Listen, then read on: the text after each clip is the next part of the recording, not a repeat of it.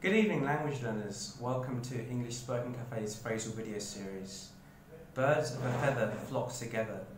Using the analogy comparison of birds, we use this to talk about people of similar interests or backgrounds, be it ethnic backgrounds or a hobby interest, such as anime or golfing, in which those with similar interests or similar inclinations in life could also be used to describe a way of thinking.